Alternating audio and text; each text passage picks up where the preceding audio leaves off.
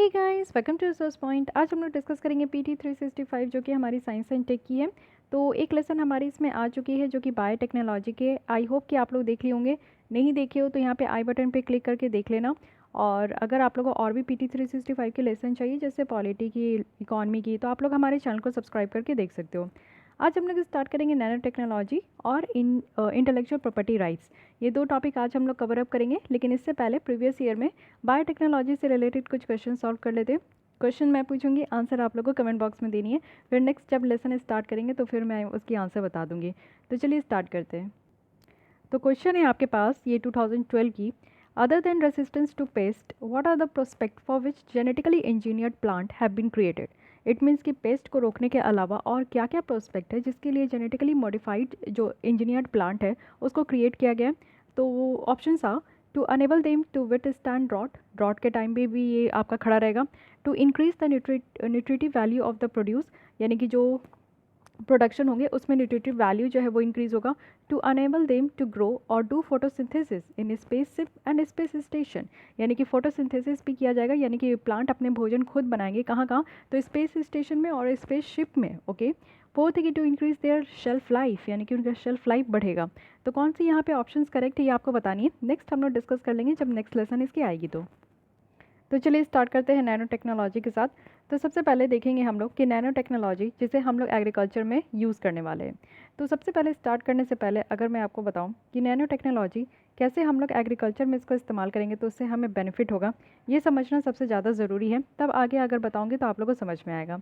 Nano technology कहने का मतलब है कि छोटी सी टेक्नोलॉजी, यानी कि साइज़ में कम। छोटी सी यानी कि क्वालिटी कम नहीं, साइज में कम। ठीक है। नैनो टेक्नोलॉजी जब भी आप देखोगे तो इसकी साइज़ होगी या तो 1 माइक्रोमीटर से लेस या फिर 1 to 100 नैनोमीटर। तो ये इसकी स्टैंडर्ड साइज़ है।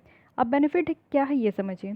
कुछ ऐसा टेक्नोलॉजी यूज़ करना। एक्चुअली नैनो टेक्नोलॉजी में हम लोग कुछ नैनो पार्टिकल्स यूज़ करेंगे, छोटे छोटे पार्टिकल्स यूज़ करेंगे जिसमें कि जो भी चीज़ की ज़रूरत हो, जैसे केमिकल्स की फर्टिलाइज़र की ज़रूरत हो, तो वो हम लोग एक बुलेट मैजिक के थ्रू इसको इस्तेमाल करेंगे। कैप्सूल्स आप कह सकते हो, छोटे छोटे जो कैप्सूल्स होते हैं वो स्प्रे के फॉर्म में या फिर हम लोग उसमें प्लांट में डालेंगे, जिससे क्या होगा कि सस्टेनेबल एग्रीकल्चर होगा। आज की डेट में आप देखते हो कि खेती होती है तो क्या होता है, ग्राउंड वाटर एक्सट्रैक्शन जो है बहुत ज़्यादा होता है। मोर देन 90% जो ग्राउंड वाटर एक्सट्रैक्शन हो रही है वो हमारे पैडी, वीट, यही सारे क्रॉप में हो रही है। तो आप लोग देख रहे हो, एक तो हम लोग पानी खाते जा रहे हैं, दूसरी चीज़ है कि इमिशन भी उतना ही होता है। मीथेन हो गया, आपका सल्फर डाइऑक्साइड हो गया, नाइट्रस ऑक्साइड हो गया, इतने सारे गैसेस की इमिशन हो रही है। ना जाने किस सदी में हम लोग जाकर जो है अपनी कार्बन इमिशन की जो टारगेट है रिड्यूस करने का वो हम लोग अचीव भी कर पाएंगे कि नहीं।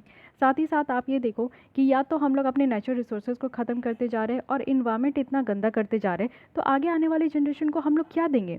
तो क्या ये सस्टेनेबल एग्रीकल्चर है जो आज के डेट में जिस तरीके से खेती की जा रही है? तो नो, अ बिग नो। तो इसलिए यहाँ पे नैनो टेक्नोलॉजी अगर हम लोग इस्तेमाल करते हैं तो एक सस्टेनेबल एग्रीकल्चर हो पाएगा। सेकंड क्या है कि सॉइल की फर्टिलिटी इंक्रीज़ होगी। एक्चुअली आप देखो कि बहुत सारे किसान हमारे यहाँ ऐसे हैं, 80% से ज़्यादा जो किसान हैं वो स्मॉल एंड मार्जिनल फार्मर्स हैं, and they have no knowledge about their soil fertility. उनकी सॉइल की क्वालिटी कैसी है ना, उनको उनके बारे में कोई नॉलेज नहीं है। साथ ही साथ आप ये देखो कि जब किसान को ये नहीं पता होता है कि उनकी सॉइल कितनी फर्टाइल है तो वो फर्टिलाइज़र किस हिसाब से डालते हैं। समटाइम्स वो एक्स्ट्रा फर्टिलाइज़र्स भी डालते हैं जिससे कि आप देखो कि जो पौधे हैं ना वो मर भी जाते हैं, सूख भी जाते हैं, या फिर जिस तरीके से उनको क्रॉप प्रोडक्शन करना था उनकी इल्ड उतनी नहीं हो पाती है। तो इट मीन्स कि सॉइल की फर्टिलिटी भी कहीं ना कहीं डिग्रेड हो रही है। तो इस चीज़ को भी यहाँ पे इन्हेंस किया जाएगा। थर्ड है कि प्रोडक्टिविटी। तो प्रोडक्टिविटी किस चीज़ पर डिपेंड करती है कि जब हमारा इनपुट अच्छा होगा तो आउटपुट अच्छा होगा। तो इनपुट बेटर तरीके से देना है, और बेटर तरीके से यानी कि ऐसा नहीं है कि पूरे पौधे में आप देखो कि पेस्टिसाइड छिड़क रहे हैं या फिर फर्टिलाइजर्स डाल रहे हैं, तो उस पौधे से क्या निकलेगा। उस पौधे की प्रोडक्टिविटी तो चलो कुछ पौधे की अच्छी होगी लेकिन कुछ सारे पौधे की अच्छी नहीं होगी प्रोडक्टिविटी। तो प्रोडक्टिविटी अच्छी हो सकती है। साथ ही हम लोग न्यूट्रिएंट जो रन ऑफ होता है उसको रिड्यूस कर पाएंगे।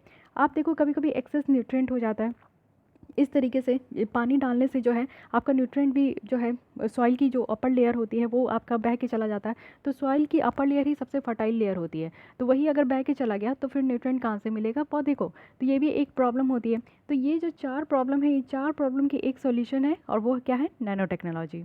तो अभी क्या है ना कि गाइडलाइन लाया गया है कि किस तरीके से नैनो बेस्ड एग्री इनपुट और फूड प्रोडक्ट हमारे इंडिया में होगी। तो इस चीज़ को हम लोग समझेंगे। देखिए 2007 में ही नेशनल नैनो मिशन सरकार के द्वारा लाया गया था। अब इस मिशन में क्या था कि नैनो टेक्नोलॉजी यूज़ करेंगे किस किस फील्ड में। तो सेफ़ ड्रिंकिंग वाटर, पीने के लिए साफ़ पानी चाहिए ना, तो उसके लिए नैनो टेक्नोलॉजी यूज़ करेंगे, मटेरियल को डेवलप करने के लिए करेंगे, सेंसर को डेवलप करने के लिए करेंगे, और ड्रग्स डिलीवरी होगी। तो ये सारी फील्ड में जो है हम लोग नैनो टेक्नोलॉजी का इस्तेमाल करेंगे। अब यहाँ पे नैनो टेक्नोलॉजी की बात कर रहे हैं, बायोटेक्नोलॉजी की बात कर रहे हैं, तो कौन सी डिपार्टमेंट आएगी? Science and technology. ठीक है, तो साइंस एंड टेक्नोलॉजी इसकी नोडल एजेंसी है जो कि इस नैनो मिशन को इम्प्लीमेंट करेंगे।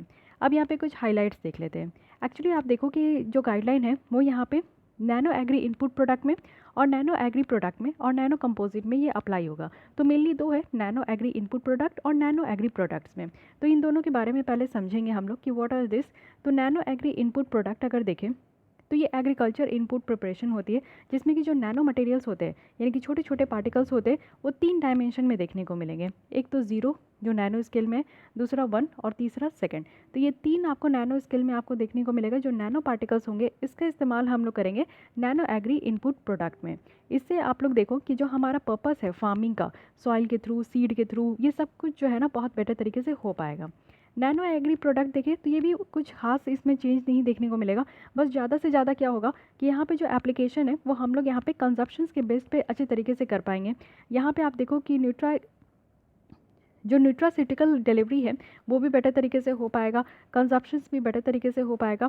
तो देखिए ये इनपुट है यानी कि नैनो एग्री इनपुट प्रोडक्ट है, तो इनपुट हम लोग बेटर तरीके से देंगे यानी कि अच्छे बीज देंगे, अच्छे हम लोग अच्छी तरीके से सिंचाई करेंगे, अच्छी तरीके से फर्टिलाइज़र वगैरह हिसाब से देंगे, पेस्टिसाइड वगैरह अगर हिसाब से देंगे तो इससे क्या होगा, हमारा आउटपुट बेटर होगा यानी कि प्रोडक्ट अच्छे होंगे। और यहाँ पर भी हम लोग 3 डायमेंशन में ही नैनो मटेरियल्स यूज़ करेंगे जो कि 0 होगा, 1 होगा, 2 होगा। ठीक है, तो इस तरीके से आप समझिए कि ये दोनों में यहाँ पे ये गाइडलाइन जो है अप्लाई की जाएगी। लेकिन आप देखो कि जो हमारा कन्वेंशनल प्रोडक्ट है या फिर जो फॉर्मुलेशन है उसमें इसको अप्लाई नहीं किया जाएगा। With incidental pressure presence of natural nano material है ये, तो जिसमें हमारा नेचुरल तरीके से जो नैनो मटेरियल प्रेजेंट है उसमें ये तरीके का जो है एडिशनल ये नैनो टेक्नोलॉजी यूज़ नहीं किया जाएगा। ऑब्जेक्टिव क्या है अब तो आप इतना समझ ही गए होंगे कि एग्रीकल्चर के लिए और हमारी ह्यूमन कंजप्शंस के लिए यहाँ पे क्या होगा कि प्रोडक्ट की डेवलपमेंट अच्छी तरीके से हो पाएगी। इसके लिए रिसर्च करना होता है तो रिसर्च में ये हेल्प कर पाएगा। साथ ही बेटर तरीके से रेगुलेट कर पाएंगे जो भी नैनो बेस्ड एग्रीकल्चर होगी और प्रोडक्ट यहाँ से निकलेगा तो उसकी क्वालिटी कैसी है, क्या ये सेफ्टी है कि नहीं है, तो ये सारे मेजर्स को भी देखा जाएगा। इंडियन इनोवेटर्स को और इंडस्ट्रीज़ को भी इंकरेज किया जाएगा कि वो नए नए जो नैनो बेस्ड इन्फॉर्मुलेशंस है उसको और प्रोडक्ट को जो है वो यहाँ पे डेवलप करें। ठीक है, so these are the objective. अब गाइडलाइंस देखते हैं। गाइडलाइंस यहाँ पे नैनो एग्री इनपुट प्रोडक्ट के लिए है और नैनो एग्री प्रोडक्ट के लिए है। तो सबसे पहला क्या है कि जो भी प्रोपोज्ड यहाँ पे नैनो एग्री इनपुट प्रोडक्ट और नैनो एग्री प्रोडक्ट है उसकी सेफ्टी की बात की जाएगी, इफिकेसी की बात की जाएगी, सही तरीके से फंक्शनैलिटी हो, टॉक्सिसिटी को देखा जाएगा और अदर क्वालिटी डेटा देखा जाएगा। तो ये किसके बेसिस पे देखा जाएगा, कौन कौन से कानून यहाँ पे इंक्लूड होंगे? तो सबसे पहले फर्टिलाइज़र की बात कर रहे हैं तो फर्टिलाइज़र यहाँ पे कम इस्तेमाल करने की बात की जा रही है या फर्टिलाइज़र हिसाब से इस्तेमाल करने की बात की जा रही है। तो उसके लिए हमारे पास बाकायदा कानून है जिसे हम लोग फर्टिलाइज़र ऑर्डर 1985 कह रहे हैं। फिर एसेंशियल कमोडिटीज़ किस किस प्रोडक्ट के ऊपर इसको अप्लाई किया जाएगा, तो वो एसेंशियल कमोडिटीज़ एक्ट 1995 के तहत आएगा। 1955 इंसेक्टिसाइड्स एक्ट 1968 हो गया। फिर food and drugs administrative guidelines है जो कि यहाँ पे food safety and standard act के तहत आएगा। कैटल फीड ऑर्डर के तहत आएगा। साथ ही यहाँ पे food safety and standard authority of India है, ये हमारे यहाँ की बॉडी है FSSAI, जिनका काम है कि हमारे यहाँ जो नेशनल फूड सिक्योरिटी कानून आया था ना उसको इंश्योर कराना, हर एक लोग को खाना मिले और खाना भी ऐसा मिले कि हमें जो है ना हमारे बॉडी में जितनी भी मिनरल्स की ज़रूरत है, वाइटामिन, फैट्स, प्रोटीन, सारी चीज़ें हमें मिल सके। तो आप देखते हो कि FSSAI के द्वारा बहुत सारे कंपेन चलाए जाते हैं कि सबसे पहले तो ईट राइट कंपेन है कि भाई आप सही से खाओ, ऐसा नहीं कि पेट भरने के लिए खाओ, ऐसा खाओ कि आपकी बॉडी को जो भी न्यूट्रिशन की ज़रूरत है वो पूरी तरीके से मिले। ठीक है, तो इनका ये एक कंपेन है। दूसरा है फूड फोर्टिफिकेशन, भी आप लोग देखते हो कि +F लोगो आपको देखने को मिलेगा। इट मीन्स कि जो भी आप खा रहे हो, कंज्यूम कर रहे हो, एटलीस्ट उसमें आपको कुछ ज़्यादा वाइटामिन मिल जाए, विटामिन ए मिल जाए, विटामिन डी मिल जाए। तो इस तरीके का इनका काम किया जा रहा है कि फोर्टिफिकेशन किया जा रहा है जो आपका ऑलरेडी फूड है। जैसे आप देखते हो कि राइस फोर्टिफिकेशन किया जा रहा है, तो ऑलरेडी जो राइस है ना उसमें और भी चीज़ें ऐसी मिलाई जा रही है, मिलाई क्या उसमें और भी गुणवत्ता ऐड की जा रही है जिससे कि आपको एक्स्ट्रा विटामिन मिल सके। तो इनके द्वारा बहुत अच्छा काम किया जा रहा है और ये भी यहाँ पे इंक्लूड होंगे। इम्प्लीमेंटेशन क्या है, तो इम्प्लीमेंट किया जाएगा यहाँ पे ब्यूरो ऑफ इंडियन स्टैंडर्ड के तहत। तो ये BIS क्या है, ये हमारा नेशनल स्टैंडर्ड बॉडी है जो कि काम किसके तहत करते हैं, तो ministry of consumer affairs, food and public distribution के तहत। ओके, तो यहाँ पे बेसिक है। लेकिन फिर भी आप देखो कि कोई भी टेक्नोलॉजी को आप पहली बार यूज़ करो तो उसके लिए कंसर्न तो होती है ना। पहली बार क्या आप यूज़ भी करोगे तो ऐसा तो नहीं है कि उसकी फुल प्रूफ है कि कोई साइड इफ़ेक्ट नहीं होगी। तो साइड इफ़ेक्ट देख लेते हैं कि इससे क्या क्या हो सकता है, कंसर्न क्या क्या है। सबसे पहला है कि जो इंपॉर्टेंट बैक्टीरियल डाइवर्सिटी है वो कम हो सकती है। देखिए, एक्चुअली क्या होता है ना कि बहुत सारे ऐसे बैक्टीरियाज भी प्रेजेंट होते हैं, हमारे सॉइल में भी होते हैं, इन्वायरमेंट में भी होते हैं। तो इस तरीके के नैनो टेक्नोलॉजी को यूज़ करने से, जिससे कि हम लोग कह रहे हैं कि पेस्ट को कंट्रोल करेंगे, तो ठीक है कीड़ों को कंट्रोल कर लेंगे, लेकिन क्या पता जो हमारे एसेंशियल बैक्टीरिया है जो कि हमारे इन्वायरमेंट के लिए ज़्यादा ज़रूरी होते हैं, हमारे सॉइल को फर्टाइल करने के लिए ज़्यादा ज़रूरी होते हैं, चीज़ों को डिकम्पोज करने में हेल्पफुल होते हैं, तो क्या पता वो बैक्टीरिया भी यहाँ पे मर जाए, है कि नहीं। सेकंड है कि lack of knowledge and developmental method. देखिए, हमारे यहाँ आज की भी डेट में जो खेती होती है ना, वो पुराने ज़माने की होती है, जो हमारे नाना दादा के टाइम पे होती थी। वही वही चीज़ आज भी हमारा जो है आपका जो है प्रैक्टिस हो रहा है। कुछ भी नया मॉडर्न चीज़ें यूज़ नहीं करते हैं। तो अब आप समझिए कि हमारे किसानों को, मैक्सिमम जो किसान है, 100% नहीं, मैक्सिमम जो किसान है उनको कोई मशीन इस्तेमाल करने नहीं आता। तो वो नया टेक्नोलॉजी कैसे सीखेंगे, तो उनको नॉलेज की कमी है, शायद वो इसको सही तरीके से इस्तेमाल भी नहीं कर पाए, ये भी एक कंसर्न है। थर्ड है कि insufficient economic interest. Economic interest means क्या, पैसा, बजट, फंड, है कि नहीं। आप देखो हमारे यहाँ बहुत सारी ऐसी अच्छे काम भी हैं, प्रोजेक्ट भी है जो कि रुक जाते हैं जस्ट बिकॉज क्योंकि सरकार उसमें पैसे नहीं देती है, या फिर सरकार कहती है कि पैसे की कमी है। तो बहुत सारे अच्छी चीज़ें हमारे कंट्री में इसलिए भी नहीं इम्प्लीमेंट हो पाती है ना, क्योंकि पैसे की कमी होती है। तो क्या पता इस टेक्नोलॉजी को भी इम्प्लीमेंट करने में ह्यूज आपका एक्सपेंसेस होगा, तो इसको कौन बियर करेगा, ये भी एक बात होती है। हाई आस्पेक्ट रेशियो है और स्टिफनेस है और बायोडिग्रेडेबिलिटी है नैनो सेल्यूलस का। यानी कि आप देखो कि जो आस्पेक्ट रेशियो है वो भी बहुत हाई है। साइटोटॉक्सिक और जेनोटॉक्सिक इफेक्ट देखने को मिलेगा, कहीं ना कहीं इसका इफेक्ट तो देखने को मिलेगा ही ना। और वही चीज़ आपका फाइटोटॉक्सिटी और रिएक्टिविटी की बात की जा रही है। देखिए, ऐसा नहीं है कोई भी तरीके का आप टेक्नोलॉजी यूज़ करोगे तो आप कभी नहीं कह सकते हो कि these are 100% safe for human consumption as well as for the environment. No, कहीं ना कहीं इसका एडवर्स इफेक्ट तो देखने को मिलेगा।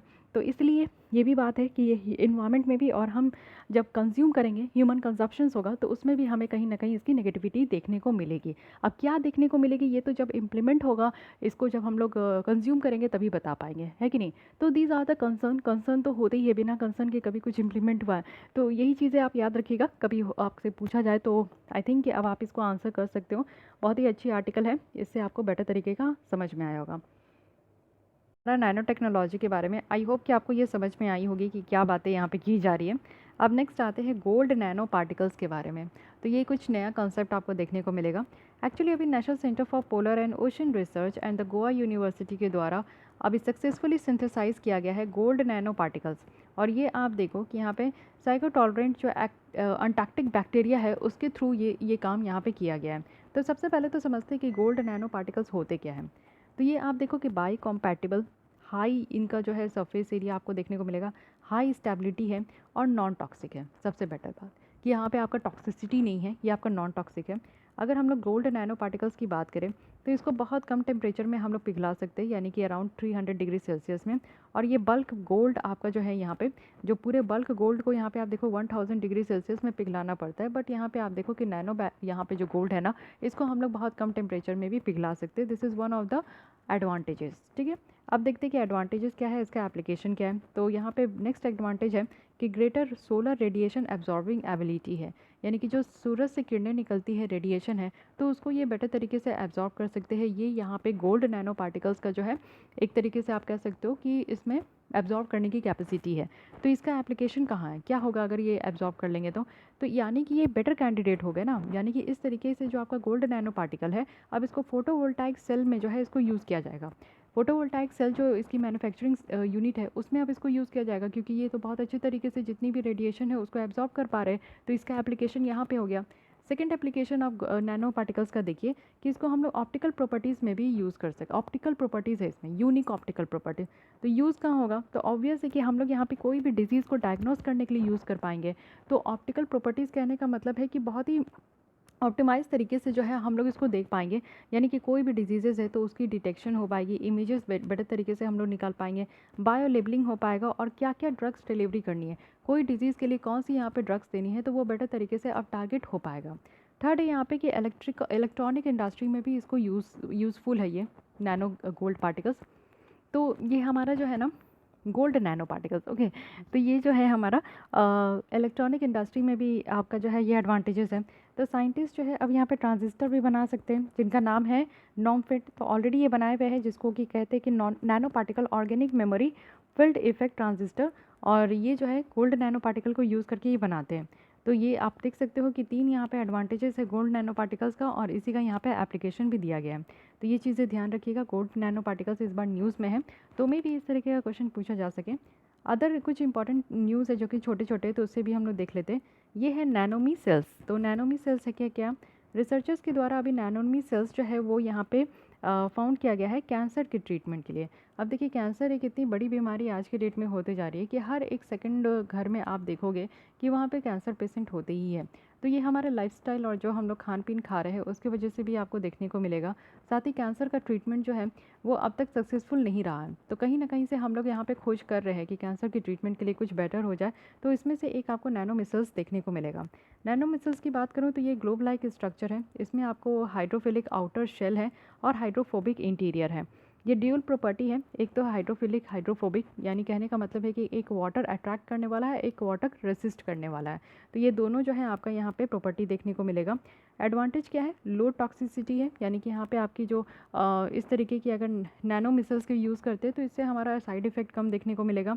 जो ड्रग डिग्रेडेशन है उसको मिनिमाइज़ कर पाएगा, यानी कि जो भी हम लोग आप देखते हो कि कैंसर पेशेंट को केमोथेरेपी दिया जाता है, लेकिन वो थेरेपी भी ज़्यादा कारगर नहीं होते, अल्टीमेटली जो है ना वो एक समय के बाद वो ख़त्म हो जाता है उसको यूज़ करना। तो उस तरीके से जो ड्रग्स भी दिया जा रहा है लेकिन उसकी बॉडी में असर नहीं होती है, तो वो चीज़ों को मिनिमाइज़ किया जाएगा, असर करेगा यहाँ पे बॉडी में ड्रग्स। साथ ही जो प्री परमिट्स जो टिश्यू है वो ईजिली यहाँ पे जो है ड्रग्स डिलीवरी के थ्रू हो पाएगा। साथ ही साथ lower adverse drug side effect है, यानी कि यहाँ पे नैनो मिसल्स के थ्रू देखें तो यहाँ पे जो ड्रग्स का साइड इफ़ेक्ट है वो तो कम हो पाएगा। साथ ही ड्रग्स की जो डिलीवरी है पूरी हमारे टिश्यूज़ तक, तो वो भी बेटर तरीके से पहुँच पाएगी। So these are the advantages nano micelles, तो इसको ध्यान रखना है। यहाँ पे हमारा नैनो टेक्नोलॉजी तो हो गया, अब यहाँ पे इंटेलेक्चुअल प्रॉपर्टी राइट्स में हम लोग देख लेते हैं। सबसे पहले देखते हैं कि इंटेलेक्चुअल प्रॉपर्टी राइट्स है क्या। तो देखिए कुछ भी आप अपने अगर दिमाग का इस्तेमाल करके कुछ भी अगर नया इनोवेट करते हैं तो इट मीन्स कि वो आपका इंटेलेक्चुअल प्रॉपर्टी राइट है। इट मीन्स कि नया कुछ इन्वेंशन करना या फिर कुछ भी हमारे कंट्री में आज के डेट में कुछ भी है, अगर उसमें आप कुछ नया लाते हो जिससे कि लोगों की ज़िंदगी में और सरलता आए, ईज़ आए, और साथ ही साथ हमारे इन्वायरमेंट के लिए बेटरमेंट हो, चाहे लोगों की बेटरमेंट के लिए हो, कुछ भी आप ऐसा काम करो जिससे कि आप बुद्धिमत्ता का इस्तेमाल करके कोई भी आप आविष्कार कर लो, तो वो आपका राइट हो जाता है, आपका उस प्रॉपर्टी के ऊपर हक हो जाता है। तो इसी चीज़ को हमारे सेंट्रल गवर्नमेंट के द्वारा जो है ये कानून लाया गया है, अभी रूल्स लाया गया है, पेटेंट अमेंडमेंट रूल्स। क्योंकि आप अभी देखो यहाँ पे ये वैक्सीन को लेकर ये पेटेंट अमेंडमेंट रूल्स लाया गया। अब आप देखो कि बहुत सारे लोग हैं जो कि बहुत ज़्यादा इनोवेशन होता है हमारे यहाँ, तो ये जो इनोवेशन होता है उसके लिए, उसको प्रोटेक्ट करने के लिए भी तो कुछ ना कुछ कानून होना चाहिए ना। तो यही चीज़ें, ये कानून है यहाँ पे। अब जो हमारे यहाँ रूल्स लाया गया है पेटेंट अमेंडमेंट रूल, सो ये रूल्स काफ़ी इंपॉर्टेंट है, इसके बारे में हम लोग समझते हैं। देखिए इस बार अमेंडमेंट किया जा रहा है, न्यू फॉर्मेट है यहाँ पे पेटेंटनेस का और लाइसेंस का, जो कि यहाँ पे आप देखो कि जो कमर्शियली काम कर रहे हैं उनको यहाँ पे देने की बात की जा रही है। बाय द वे अगर हम लोग देखें कि ये जो अमेंडमेंट रूल है ना, यहाँ पे कुछ सर्टेन अमेंडमेंट किया गया है, यानी कि फॉर्म 27 में किया गया है, तो उतना जानने की ज़रूरत नहीं है। तो फॉर्म 27 है क्या, एक तरीके का फॉर्म है जिसमें कि जो पेटेंटीज़ होते हैं, यानी कि जिसने कुछ आविष्कार किया है तो उसको हम लोग कहते हैं कि उसको पेटेंट देना है, तो और किसी को लाइसेंस देना है, तो वो सारी चीज़ें फॉर्म 27 के तहत होता है।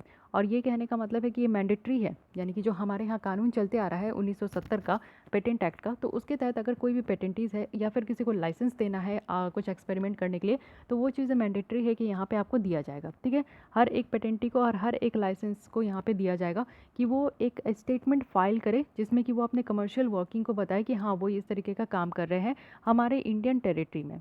साथ ही जो फॉर्म 27 है ना, ये आप देखो कि हर एक फिनेंशियल ईयर में विदिन 6 मंथ में जो है ये आपको देना होता है from the expiry of every financial year. यानी कि ये जो पेटेंट है हर एक फिनेंशियल ईयर में इसको रिन्यू कराने की भी बात की जा रही है।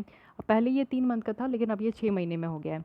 There will be one form for multiple patents, यानी कि एक ही फॉर्म होगा। अगर एक इंसान के द्वारा बहुत सारे आविष्कार किए गए, 2-3 आविष्कार किए गए, तो उसको 2-3 फॉर्म भरने की ज़रूरत नहीं है। एक ही फॉर्म 27 भरा जाएगा, उसी में जो है मल्टीपल पेटेंट्स मिल जाएंगे।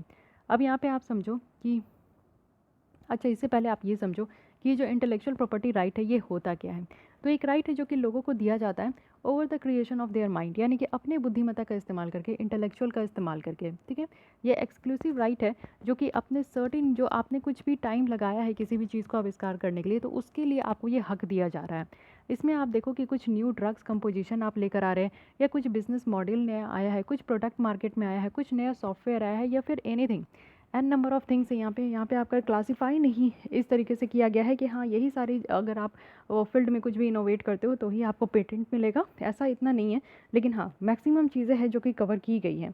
अब यहाँ पे देखते हैं कि किस किस तरीके का इंटेलेक्चुअल प्रॉपर्टी राइट आपको दिया जाता है। तो यहाँ पे बहुत तरीके से, एक कॉपीराइट है, एक पेटेंट है, यूटिलिटी मॉडल है, ट्रेडमार्क है, इंडस्ट्रियल डिज़ाइन है, जोग्राफिकल इंडिकेशन है, जो जीआई टैग भी आप देख रहे हो ना, आज की डेट में बहुत सारे क्रॉप्स वगैरह को दिए जा रहे हैं, या फिर हैंडमेड जो क्राफ्ट वगैरह है उसको भी दिए जाते हैं। वो क्यों दिए जाते हैं? क्योंकि उन्होंने अपने दिमाग का इस्तेमाल करके वो चीज़ें बनाई हैं, वो यूनिक है, वो वर्ल्ड वाइड फेमस है, उसको रिकॉग्नाइज मिलना चाहिए।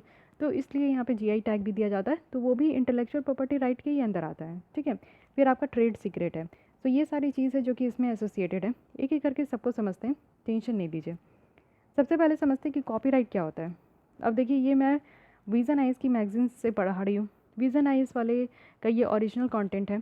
मैं यहाँ पे उन्हीं की कंटेंट को लेकर आपको जो है यहाँ पे पढ़ा रही हूँ। अगर वो चाहे तो मुझे कॉपीराइट स्ट्राइक दे सकते हैं। एक लीगल टर्म है जो कि उनका ये बनाया हुआ है, और मैं इसको जो है आप लोग को प्रोवाइड कर रही हूँ। ठीक है, तो ये क्या होता है ना कि कॉपीराइट हो जाता है, यानी कि उसकी उनकी जो ये कॉपी है, मैं उनका कॉपीराइट है, लेकिन मैं उसको वायलेट कर रही हूँ। तो ये चीज़ें है कि कॉपीराइट एक लीगल टर्म होता है जो कि यूज़ किया जाता है, एक तरीके का हक, कि क्रिएटर का ये हक है। ठीक है, क्योंकि उन्होंने इतने ब्यूटीफुल तरीके से अरेंज करके बनाया है, तो वो इसको सिर्फ अपने ही कोचिंग इंस्टीट्यूट में ही वो इस्तेमाल कर सकते हैं, और कहीं पे भी नहीं कर सकते हैं। ठीक है, तो ये आप समझ गए कि उनका अधिकार है सिर्फ। वर्क कवर्ड क्या क्या किया जा रहा है, तो मान लीजिए कि उनके द्वारा कोई बुक्स बनाया गया है, कोई म्यूज़िक नहीं लाई गई है, कुछ पेंटिंग है, कुछ स्कल्पचर्स है, कुछ फिल्म्स है, कंप्यूटर प्रोग्राम से लेकर database, technical drawing, each and everything, कुछ भी अगर नया किया गया है तो ये सब कॉपीराइट, अगर उसका कोई और यूज़ करता है तो उसको कॉपीराइट कहते हैं। आप देखो कि वैलिडिटी इन इंडिया में क्या है, तो ये 60 ईयर्स तक है। जनरल रूल जो यहाँ पे कॉपीराइट का है वो 60 साल तक है। मतलब समझिए 60 साल में तो लोग रिटायर कर जाते हैं, और यहाँ पे 60 ईयर्स तक मिलता है यहाँ पे कॉपीराइट का। ठीक है, इन केस ओरिजिनल जो लिटरेरी है, ड्रामेटिक है, म्यूज़िकल और आर्टिस्टिक वर्क है, वो यहाँ पे 60 ईयर पीरियड तक है। तो ये काउंट तब तक किया जाएगा जब तक यहाँ पे ऑथर का जो है डेथ ना हो जाए। तो अब आप लोग समझ सकते हैं कि काफ़ी बेहतरीन है यहाँ पे। सेकंड, यहाँ पे अगर हम लोग इंटेलेक्चुअल प्रॉपर्टी राइट देखें तो ये होता है पेटेंट। पेटेंट क्या होता है? पेटेंट एक तरीके का एक्सक्लूसिवली राइट होता है जो कि किसी इन्वेंशन को दिया जाता है। अब देखिए, ये विज़न आइज़ जो नाम है ना, कि कोई ना कोई तो इन्वेंट ज़रूर किया होगा। ठीक है, कोई ना कोई तो एक पर्सन होगा ही जो इसका नाम यहाँ पे आपका लेकर आया होगा। लेकिन आप विज़न आइज़ जो देखते हो, क्या ये एक ही कोचिंग है? इसके नाम पे और भी बहुत सारे कोचिंग हैं। आपको स्टेट पीसीएस की भी बहुत सारी कोचिंग का नाम जो है विज़न आईएएस से देखने को मिलेगा। बाद में कुछ और वो ऐड ऑन कर लेते, वो बात अलग है, लेकिन विज़न आईएएस के नाम से है। ठीक है, तो ये क्या हो गया कि और भी लोग इसको यूज़ करते हैं, लेकिन ये जो नाम है ये पहली बार कोई तो लेकर आए होंगे। ठीक है, वैसे ही आप देखो कि कोरोना वैक्सीन जो है, यहाँ पे कोवैक्सीन लाया गया है भारत बायोटेक के द्वारा। तो यहाँ पे कोवैक्सीन जो लाया गया है, ये इन किसका पेटेंट है? ये भारत बायोटेक का पेटेंट है, क्योंकि एक्सक्लूसिवली वही इस चीज़ को इन्वेंट किए हैं। कोरोना वायरस की वैक्सीन जो यहाँ पे है वो तो वही इन्वेंट किए हैं। कोविशील्ड और बाकी और भी कंपनी है, लेकिन आप लोग जस्ट समझिए कि जो इसको पहली बार इन्वेंट किया ना, उसके लिए वो पेटेंट हो जाता है।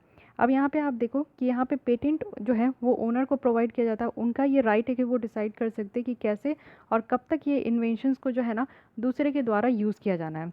पेटेंट जो है वो हर एक कंट्री में होती है जहाँ पे एप्लीकेंट को ज़रूरत होता है कि वो अपने इन्वेंशन को प्रोटेक्ट कर सकते हैं। तो आप समझो कि आज के डेट में कोवैक्सीन हो गया, वो हमारे इंडिया के साथ साथ और भी कंट्रीज़ में हम लोग एक्सपोर्ट कर रहे हैं। तो अगर भारत बायोटेक को लगता है कि इंडिया में तो उनको ये पेटेंट मिलेगा ही कोरोना वैक्सीन के लिए, लेकिन अगर उनको लगता है कि और भी कंट्रीज़ में जहाँ पे भी वो एक्सपोर्ट कर रहे हैं उसके लिए भी उनको अपनी इन्वेंशंस को प्रोटेक्ट करने के लिए अगर पेटेंट चाहिए तो उनको और भी कंट्रीज से पेटेंट मिल सकता है। तो ये ध्यान रखिएगा कि जहाँ पे सिर्फ वो इन्वेंट किए हैं सिर्फ उसी कंट्रीज़ में नहीं, और भी कंट्रीज़ में अगर वो प्रिवेंट करना चाहते हैं तो वहाँ से भी वो जो है पेटेंट ले सकते हैं। अब यहाँ पे देखते हैं कि क्या क्या काम यहाँ पे कवर किया जा रहा है। कोई भी प्रोडक्ट, कोई भी प्रोसेस, ये ध्यान रखिएगा कि पेटेंट के अंदर प्रोडक्ट भी है और प्रोसेस भी है। फाइनल तो यहाँ पे कोवैक्सीन बन के तैयार हो गया, लेकिन कोवैक्सीन बनाने के लिए जो 6 स्टेजेस से गुजरना पड़ता है और जो भी प्रोसेस यहाँ पे लगानी होती है सब पे पेटेंट मिलता है। तो ऐसा अगर नहीं मिलेगा तो जस्ट इमेजिन कि प्रोसेस तो कोई और भी चोरी कर लेगा, तो फिर तो ये लीगल हो जाएगा कि हाँ आप भाई आप प्रोसेस चोरी कर लीजिए, लेकिन आप फाइनल जो यहाँ पे इंजेक्शन बना है उसको चोरी नहीं कर सकते।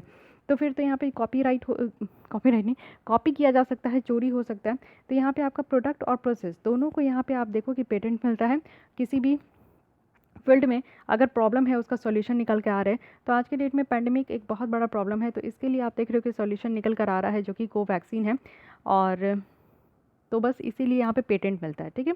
अब यहाँ पे आप बोलोगे कि कॉपीराइट भी तो मिलना चाहिए, तो देखिए ये उनका अपना खुद का इन्वेंशन है। आप क्या समझे कि कोई भी प्रॉब्लम का सोल्यूशन निकालने के लिए अगर कोई भी तरीके का यहाँ पे न्यू इन्वेंशन होता है तो अब यहाँ पे आप देखो विजन आइज की ये जो मैगजीन है इसमें पेटेंट उनको नहीं मिलेगा, इसमें उनको कॉपीराइट मिलेगा। क्योंकि देखो ऐसा तो नहीं है ना कि करंट अफेयर्स की खाली वही बना रहे हैं, और भी बहुत सारी इंस्टीट्यूट की मैगजीन है, तो बहुत सारी ऑप्शंस अवेलेबल है। लेकिन कोरोना वायरस की जो वैक्सीन है ना वो कहीं अवेलेबल नहीं है। मान लीजिए कि सिर्फ एक है आज के डेट में है, लेकिन मान लीजिए कि कुछ एक है और प्रॉब्लम का सॉल्यूशन है। अब ये विजन आई तो कोई प्रॉब्लम का सॉल्यूशन लेकर नहीं आ रहा है।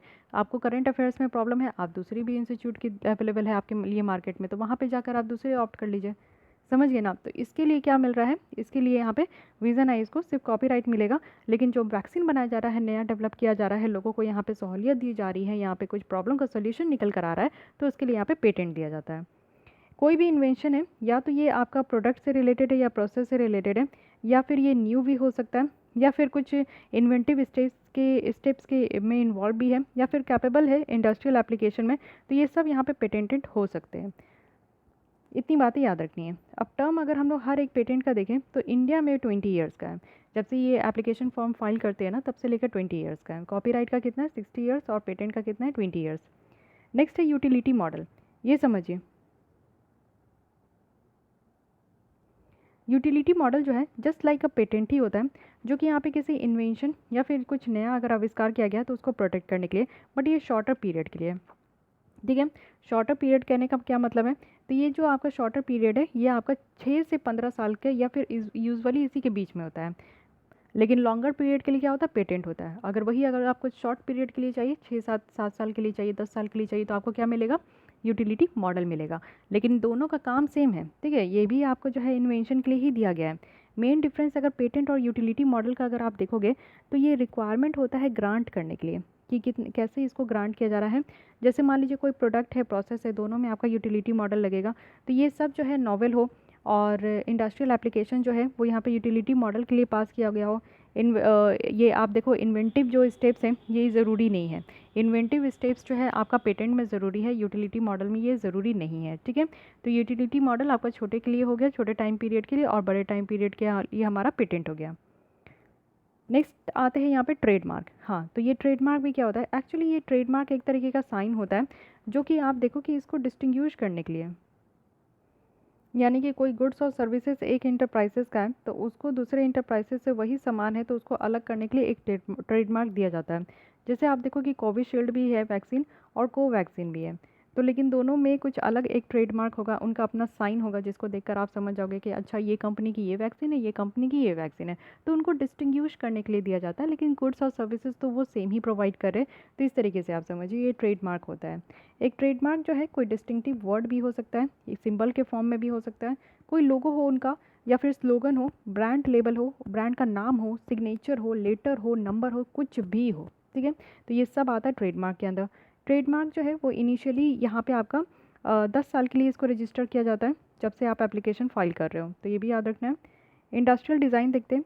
इंडस्ट्रियल डिज़ाइन जो है इसमें क्या होता है, ऑर्नामेंटल होता है या फिर एस्थेटिक एस्पेक्ट होता है किसी भी आर्टिकल्स का। यानी कि आप देखो कि कोई इंडस्ट्रियल डिज़ाइन है तो वहाँ पे उनका अपना खुद का जो आर्टिकल होता है उसके एस्थेटिक एस्पेक्ट में डिज़ाइन जो होता है ना, उसको हम लोग इंडस्ट्रियल डिज़ाइन कहते हैं। यानी कि यहाँ पे क्या है, एक डिज़ाइन है जिसमें कि आपका 3 डायमेंशनल फीचर्स हैं। जैसे कि मान लो कोई आर्टिकल का कैसा शेप है, शेप एंड साइज बताया जा रहा है। 2 डायमेंशनल फीचर्स भी हो सकता है, यानी कि उस आर्टिकल का आपका पैटर्न कैसा है, उसमें कलर कितने हैं, लाइंस कितने हैं। तो ये सारी चीज़ें यहाँ पे, यानी कि उस इंडस्ट्री का डिज़ाइन कैसा है। जैसे आप हर एक इंडस्ट्री का अपना एक डिज़ाइन देखते हो जो लोगों के अंदर डिज़ाइन होता है, तो वो इंडस्ट्रियल डिज़ाइन भी यहाँ से आपका जो है इंटेलेक्चुअल प्रॉपर्टी राइट के तहत ही मिलता है। इंडिया में जो मैक्सिमम वैलिडिटी है रजिस्ट्रेशन कराने का डिज़ाइन का, तो वो आप देखो कि 15 ईयर्स तक का है। लेकिन ये हमारे यहाँ जो इंडियन डिज़ाइन एक्ट 2000 है उसके तहत, इस कानून के तहत 15 साल के लिए मिलता है।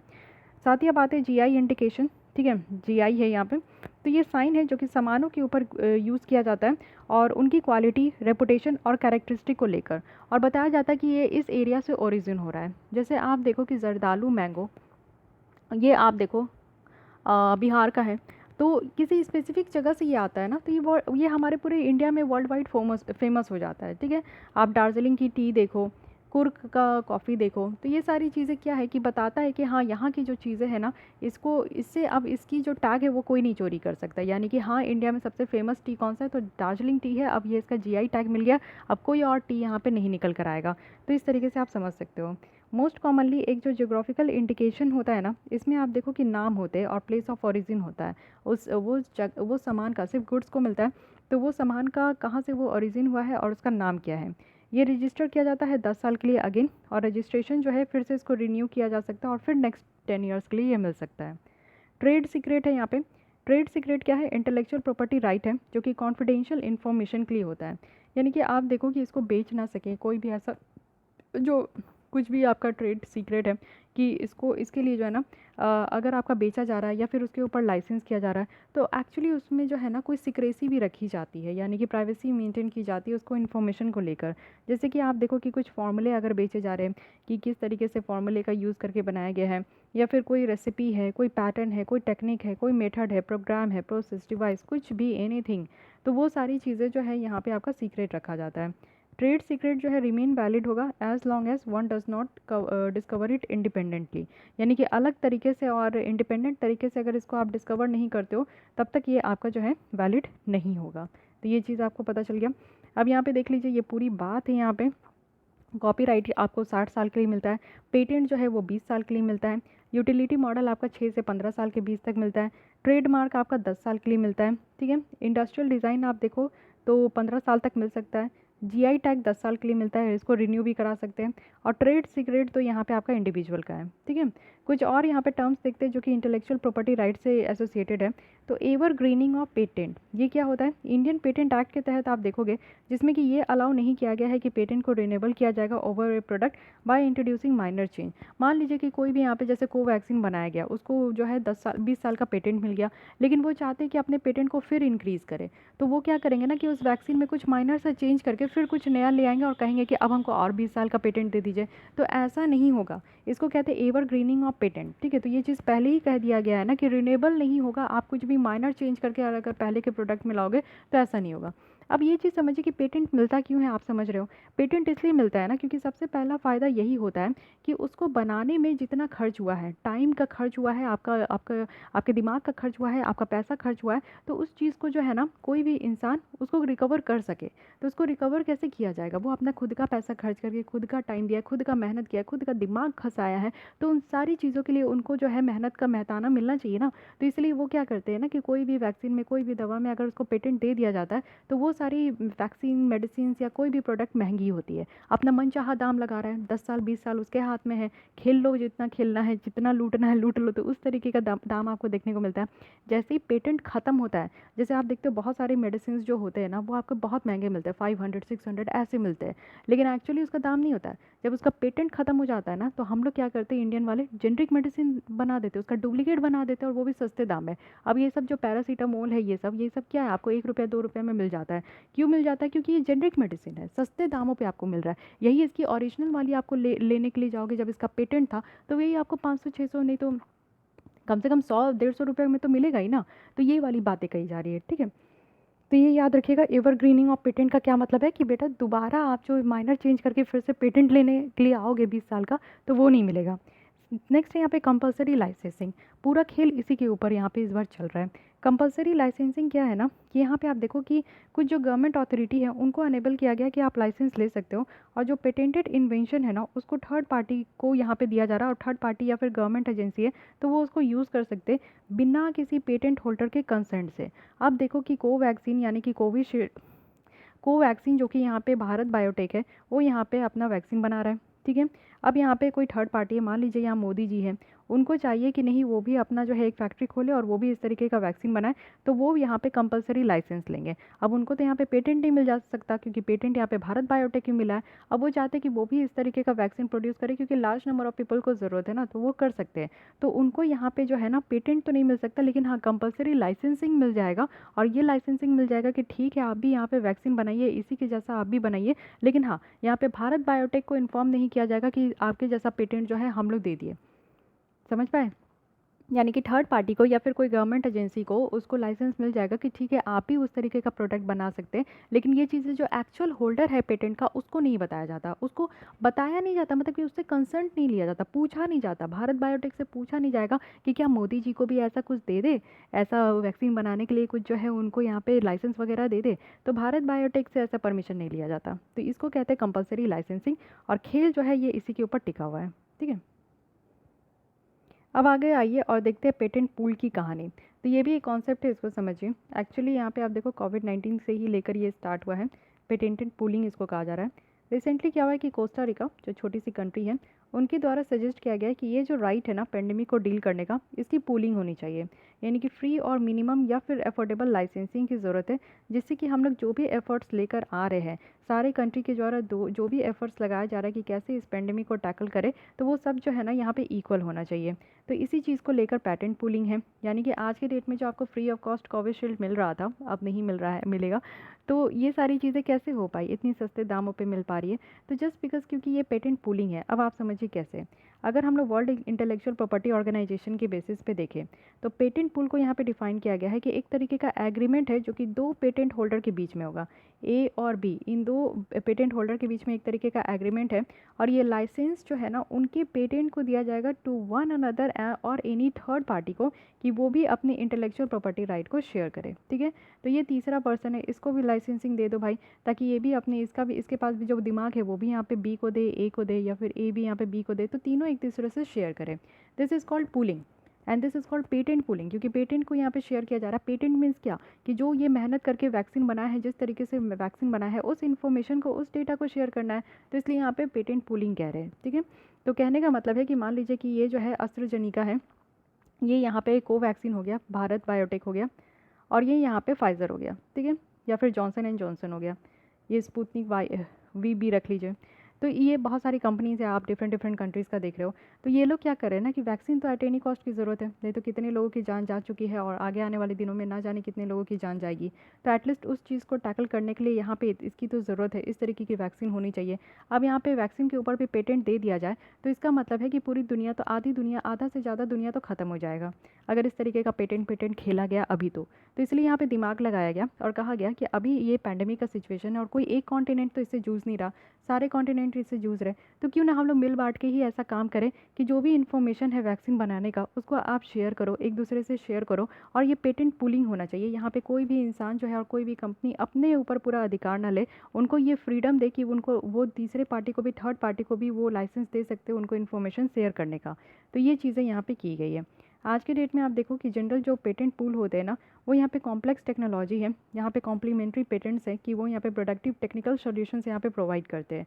तो एक्चुअली आप देखो कि ये कोविड वैक्सीन के लिए निकल कर आया इंडिया। और पेटेंट पूलिंग की अगर हम लोग बात करें, तो ये जो पेटेंट पूलिंग का कंसेप्ट है, ये इंडिया में तो नया है और ये पहली बार हम लोग देख रहे हैं। और जस्ट बिकॉज हम लोग इसलिए अडॉप्ट किए हैं क्योंकि एफोर्डेबल हेल्थ केयर प्रोवाइड करना है, और यही मात्र एक तरीके का सॉल्यूशन है जो कि हम लोग पैंडेमिक से लड़ सकते हैं।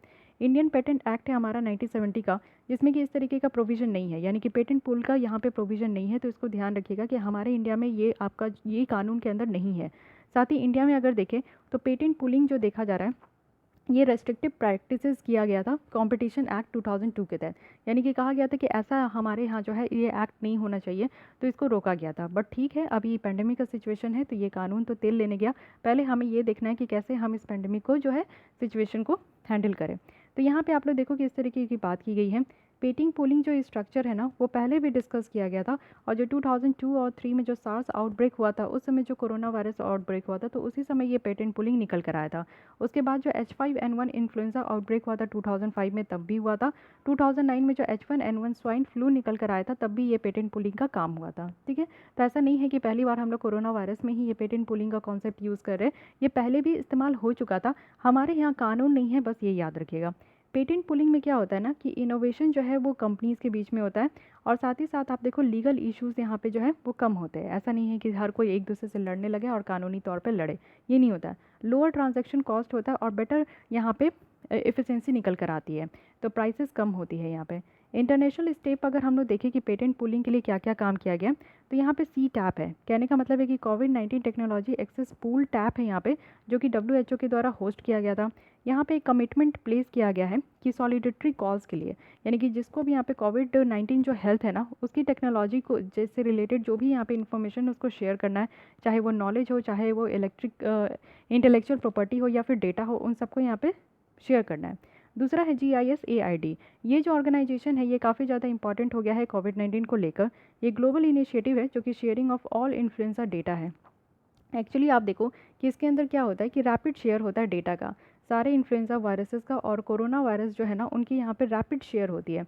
इसमें क्या होता है कि यहाँ पे जेनेटिक सीक्वेंस किया जाता है।